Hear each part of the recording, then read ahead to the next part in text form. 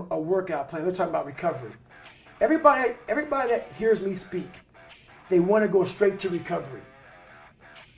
Work out first. Huh. Work out first before you talk to me about recovery. How to recover, yeah. Work out first. We are always looking for, like whenever I talk to people, people take my words and they put it in a way to where they want to feel comfortable. This guy, you know, they want to put you in a box. They want to put a title on you. No, you're putting a title on me to make yourself feel better about yourself. If you read this book of mine and you see where I came from, this person was not built. This person was not made by God. Mm-hmm. This person was built. I made this person. I made this person by diving into the insecurities that life gave me. Because now they're yours. They're yours to own. If you're not smart, call yourself dumb. It's okay, because you are. But take that now as you're putting yourself down. If you're fat, call yourself fat. I used to be 300 pounds. Mm. We want to talk so soft to ourselves. We're looking for that recovery day. And that recovery day is everything in your life. Everything in your life is a recovery day. We're looking for it. It's not coming. It's not coming. Mm-hmm. Get over that recovery day. And that's the mentality I took with me. When you start to build yourself up and start to have the one thing that we don't have is confidence. Yep. Real, authentic confidence from hard work. Everything else goes away. You no longer look to other people for your self-esteem. Validation. That's right. Yeah. You now know. I walk in a room now and I know the hours and years and decades I put into David Goggins. That's something, it's not on the wall. It's not a trophy on the wall. It's not a medal on your neck. It is actually a feeling in your heart. And people go, why don't you ever smile? I don't have to. Yeah. Yeah, I do have a stoic look on my face. I'm a very focused person. But the feeling I have in my soul and in my heart, that's why I don't need to smile. I don't need to smile. I don't need you to look at me and say, oh my God, you look happy. Because half of us aren't happy. Mm-hmm. We're giving you something that we think you want to see. I don't do that anymore. I don't care how you perceive David Goggins. Because through my journey, I figured out the one piece I was missing. I thought it was cars. I thought it was women. I thought it was money. I thought it was everything. The one piece I was missing was me having the courage to face myself. And once you do that on a daily basis, it's not about the running. People are going to be about working out.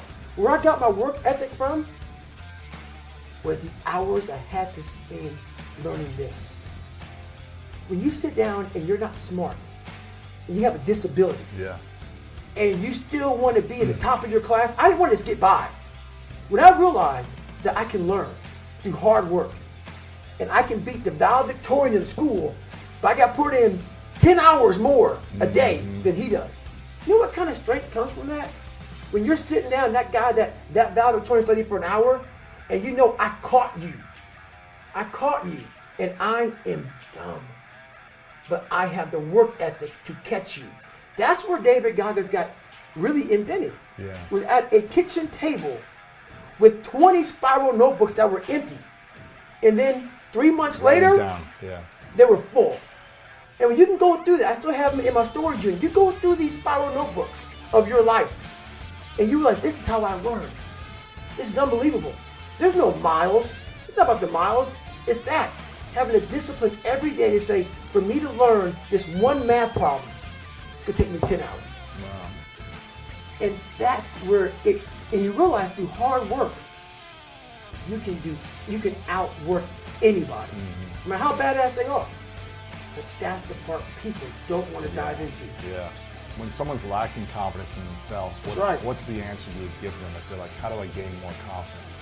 It starts with yourself, man. You got to start diving into those things that you are afraid of. You don't gain confidence by going to a spot that makes you feel good. It's going to be a false reality.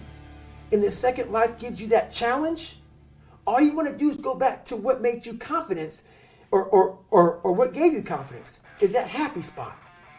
No.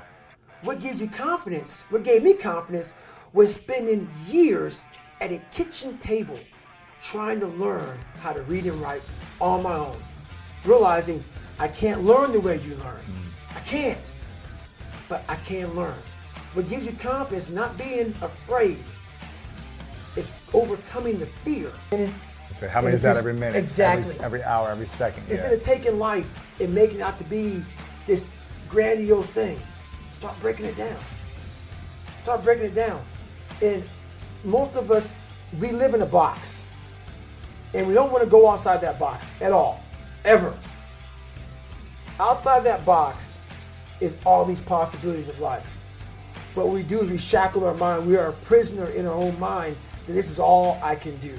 This is all I'm good at. And we take away the possibilities of you could be this, you could be that, you could be all these things. And I never thought at 300 pounds I could be Navy SEAL. Wow. So if my mind was shackled, me and you would never meet. There'd be no book. Right. There'd be no book. Right. There'd be nothing. So what people understand is that they live for themselves, not knowing that you have the power within yourself to change millions of lives by facing life, by facing yourself. And through that, I would die never knowing that I had the power to change millions of lives. And what haunts me the most, people ask me, what haunts you the most? What haunts me the most is that if I would have died at 300 pounds, let's say I was 75 years old, I got to heaven, and God has a chart like that on everybody's life. God knows all, let's say that.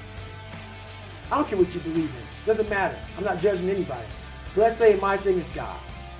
You get to heaven, I'm 300 pounds, I sit down, I was a cockroach terminator my whole life, and we're sitting down just like this, you're God and I'm David. And he gives me that chart, and he says, look at this. Now look at this chart, and on the chart it has all these different things, but my name's on it. But these things aren't me. I was going to change the world. I was going to set records. I was going to be a Navy SEAL. I was going to be all these things in the military that I accomplished. You're going to get the VFW award. You're going to be honored here, honored there. And I'm like, God, this isn't me. Like it says David Goggins, I was an Ecolab guy. I sprayed for cockroaches, and I'm 300 pounds. It said here I'm 185. It says here I got a bachelor's and a master's. It says all these things. And God goes, no, that's who you were supposed to be. Wow. My biggest fear in life is that there is a final resting place in this world, and there's a final judgment, and you talk to something much bigger than you. I don't want to sit down and have a conversation with someone, with something that says, you're in heaven, this is what you should have been on earth. And are you really in heaven now, or are you in hell? Thinking about how much I left on the table for fear, for not willing to go over the wall, and over the next wall, and over the next wall. So in my mind, I believe that. And God knows all. At least I believe that. I want God to be up there right now as we're speaking, writing stuff down, saying, my God, he exceeded even my expectations.